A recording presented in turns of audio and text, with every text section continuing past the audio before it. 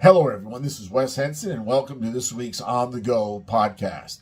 And on this podcast, we review and summarize the Bible Studies for Life series weekly lesson. Please take a few moments and look in the show notes and also in the description for links to this week's 2-page printed summary and also a bonus handout. I want to thank you for joining me today for this week's small group Bible study for the week of June the 9th, 2024. Now, if you're new here, please do me a great big favor. Hit that subscribe button, hit that thumbs up button, ring the bell, and then that way you will not miss our next episode. Okay, let's begin this week's On the Go Bible study. So our 6-week study is entitled Promises We Can Count On. And we began last week with the lesson, God's Promise of Fruitfulness. God called humanity to rule over his whole creation. And our focus was found in Genesis chapter 1, chapter 2, and chapter 3.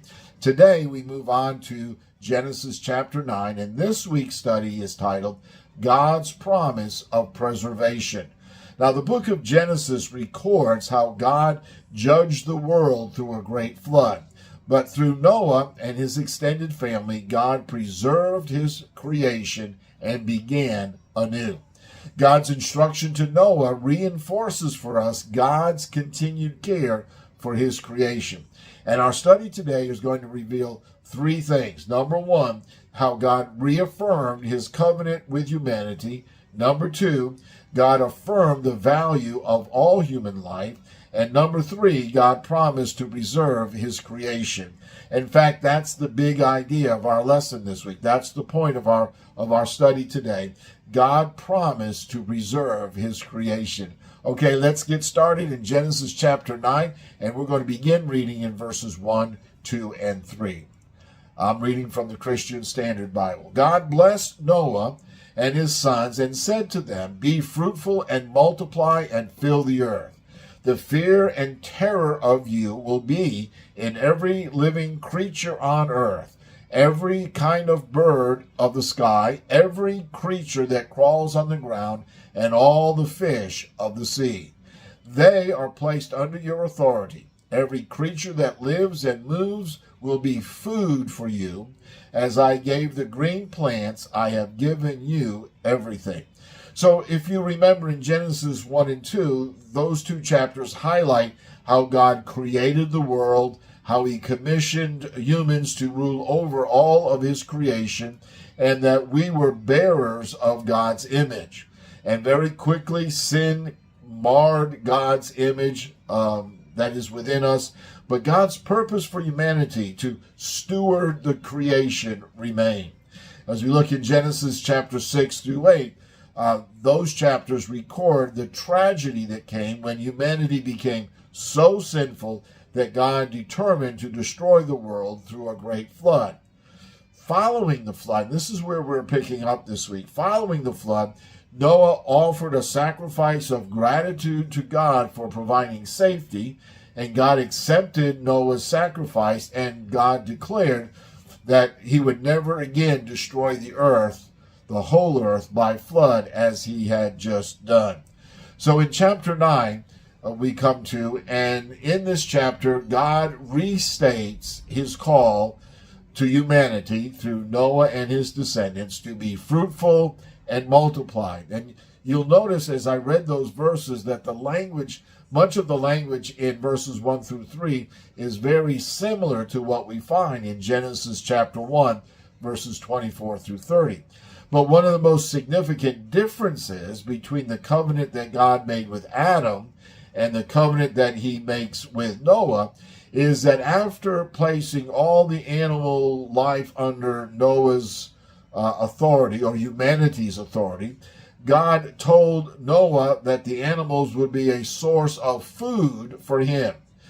Humankind would still be superior to all of life, but rather than living in harmony with the animals, they would dwell together in dread and in fear. So rather than being invited to the table, they were subject to being on the table, if you will. And the fear instilled in these animals would also serve as a safeguard for them, as they would shy away from human beings with whom they shared the land.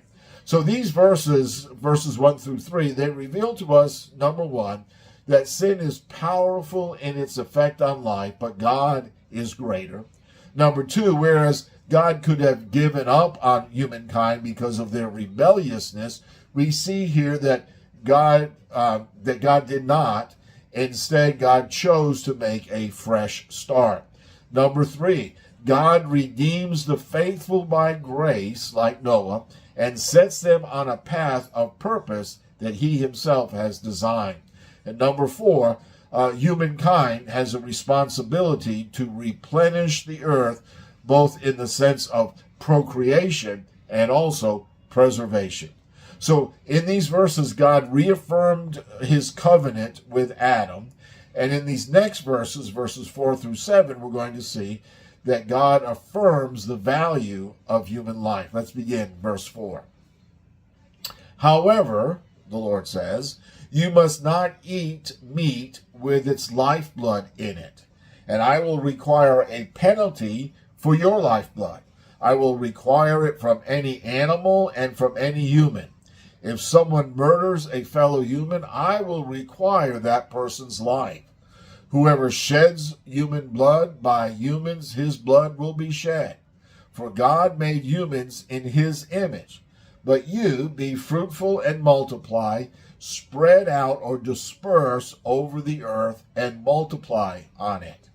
So part of the care assigned to humankind for the earth and living things is to respect them as part of God's creation. So they were, the Lord says, they were to drain the blood before eating the flesh of the animals. Well, why is that? What is the reason? Well, in Leviticus 17, verse 11, we see that the life was in the blood. So this wasn't part of the Hebrew culture, but other cultures, other ancient cultures were known to drink blood, the blood of the gods, the blood of animals, in order to increase their vitality or to invigorate their life and make them become like the gods. Some of you may remember several years ago, Charlie Sheen, when he had his, I don't know what you call it, his altercation with his bosses on his TV program. One of the things that he did was he was pretty much out on the edge of things. He was quoted as, and said himself, that he would drink the blood of lions that would make him stronger and greater, a greater person. That's the kind of thing that we're talking about here. So, because from God's perspective, blood was to be treated with respect because life originates and belongs to the Lord. It is not something which human beings are to trivialize or trifle over. Life is precious. All of life is precious. Every person is due respect as having been created in the image of God, as marred as that image might be. So extreme caution is required in how we treat every life, even the life of a murderous tyrant. Taking a person's life, even as legal punishment, needs to be handled with an attitude of sacredness, with sorrow rather than delight.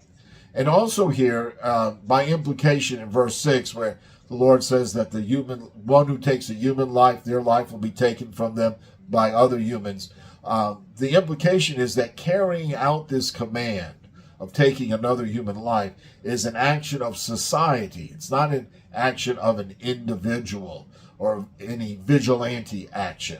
And furthermore, there is no place for revengeful or retaliatory killing by one individual on another.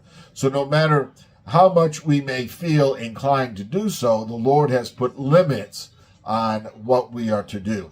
So these verses 4 through 7, reveal to us that life is sacred and it is to be treated as such in all of our relationships with other people. Also, God holds us accountable for how we treat others, especially at the point of taking another person's life. And then we also see here in these verses that from the very beginning, the Lord has urged us to favor life and to promote life and to protect life.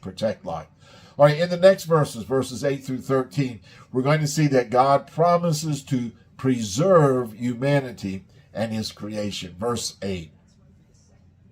Then God said to Noah and his sons with him, understand that I am establishing my covenant with you and your descendants after you. And let me stop right here and encourage you to look in the show notes and in the descriptions for the link to the covenants, the different covenants that we'll be looking at over the time that we have this study, and the covenants that God has made with us over the years.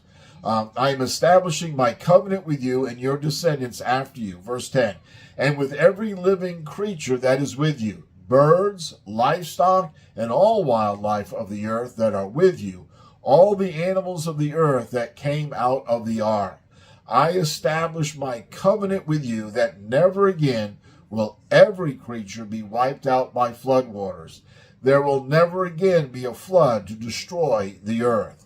And God said, this is the sign of the covenant that I am making between me and you and every living creature with you, a covenant for all future generations. I have placed my bow in the clouds, and it will be a sign of the covenant between me and the earth. Now notice that this covenant is not just with humanity, but it is with all of God's creation. God promises to preserve his creation and is involved in a covenant between God, Noah, and Noah's descendants, and that includes us. The language here stresses that God's personal initiative in the covenant, that God initiated the covenant. It began with him, and the people responded to what God had begun. God established the rainbow as a sign of his covenant with creation, his contract, his promise with his creation. And the sign provided a very visible reminder of God's promise never to destroy the earth again by flood. And when people saw a rainbow, they would remember God's promise and they would take courage over that. So these verses reveal that the promises God makes can be counted on as sure and certain. And also God, the one who created life, commits himself to preserving and sustaining life as well. Okay, that's our lesson for this week. But before we go, let me share just 3 applications to what we've studied. And I invite you to choose one to pick up this week and to put into practice in your life. Application number 1, consider your responsibility to God's creation. God has promised to preserve his creation. And so you can make a list of specific actions that you can take to demonstrate your responsibility as a steward, because that's what we are. We are a steward. We are responsible for managing God's creation. What can we do? What is our responsibility to preserve life? Number 2, affirm the value of human life. Today's world often manifests a low view of human life. So you can choose specific ways that you can work to value human life. What can you do to show that all of human life is precious and valuable? And then number 3, participate in ministries of compassion. God promised never to destroy the world with a flood again, but natural disasters such as, hurricanes, earthquakes, tornadoes, droughts, and other things, they still occur. They still happen. So you might consider how God could use you and others in your church or your community as messengers of kindness and comfort to those who are in need.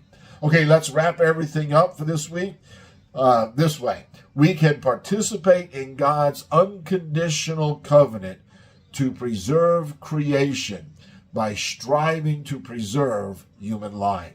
Remember, every human being bears the image of God, and therefore every human being is valuable.